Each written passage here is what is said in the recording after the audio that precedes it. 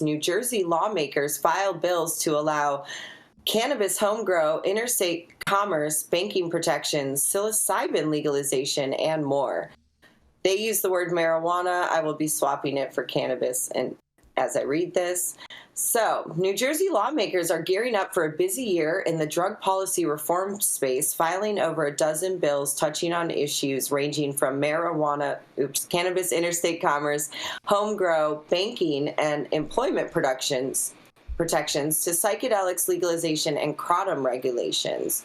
As the state's adult use cannabis market continues to evolve since the implementation of legalization last April, legislators from both sides of the aisle are bringing forward a slew of proposals to build on the reform and also expand into different drug policy areas. Home cultivation is one area advocates will be closely following, as New Jersey stands out among adult use states in its disallowance of having either patients or consumers grow their own plants for personal use. Boo. Governor Phil Murphy, a Democrat, said he's very open-minded to the issue, but feels the market must mature further before it's enacted, aka let people sell more weed before they let people grow their own weed. So here's a rundown of some of the key cannabis, psilocybin, and kratom bills that New Jersey lawmakers filed for 2024.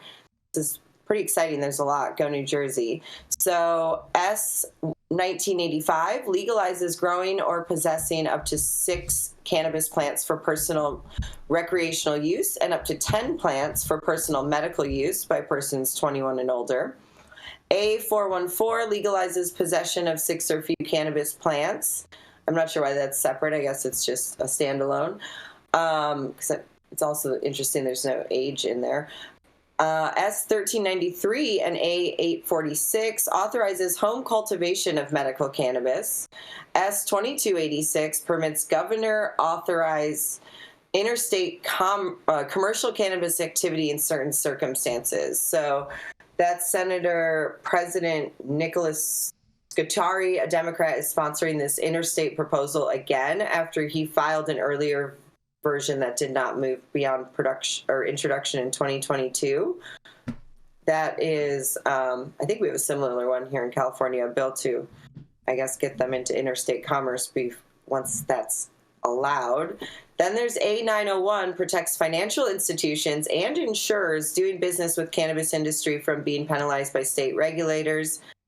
There's a few for these other industries, their protections, essentially. There's S1126, establishes state bank for handling marijuana, aka cannabis-related funds. There's S1955, creates certain protections for insurers and insurance providers engaging in business of insurance with connection with cannabis-related businesses. A 1609 establishes protection from adverse employment action for authorized medical cannabis patients. Great. A 2719 provides employer and employee protections pursuant to the use of legalized cannabis items. This is worker-focused legislation that would build on existing guidance adopted by the State Cannabis Regulatory Commission that clarifies employers generally cannot penalize workers based solely on positive drug tests for cannabis metabolites. Another one is Elise, yeah. we got to discuss the story because we're running out of time.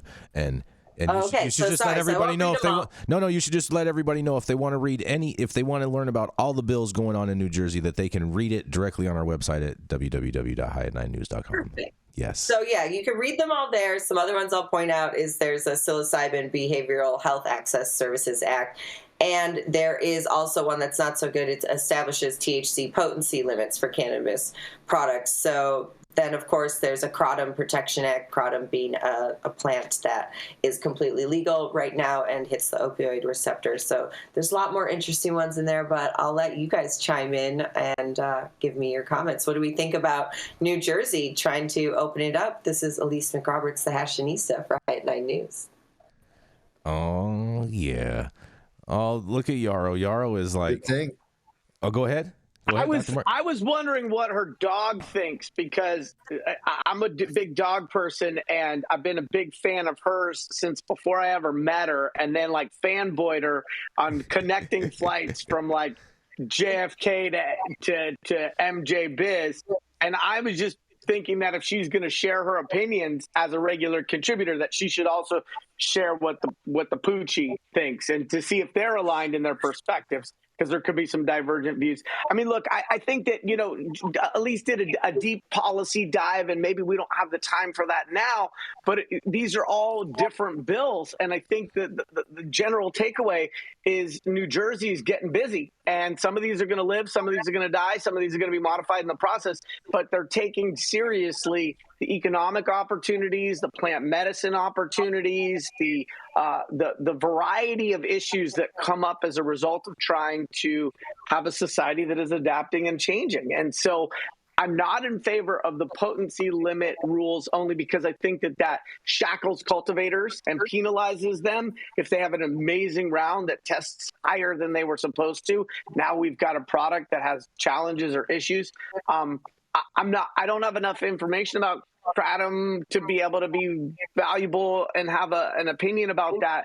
But what I just do like is that New Jersey seems to have a docket of proposed legislation that would lead me to believe that they are taking the opportunities seriously and that they are trying to have sensible regulation. Mm-hmm. I mean, I love about this the most. Go ahead. No, go ahead. Go ahead, Elise.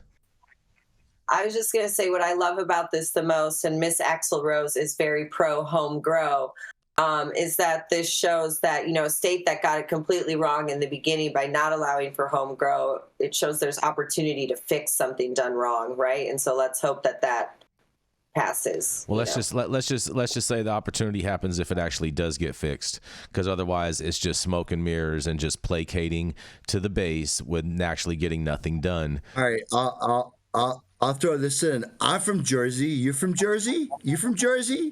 Who's from Jersey? I'm from Jersey, okay? There's two things about Jersey. Big pharmaceutical. It's all there. The largest pharmaceutical companies in the world are all in New Jersey.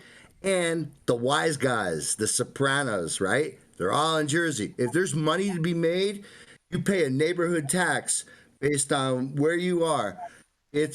New Jersey is the state that's in between Pennsylvania and New York. Come on, man.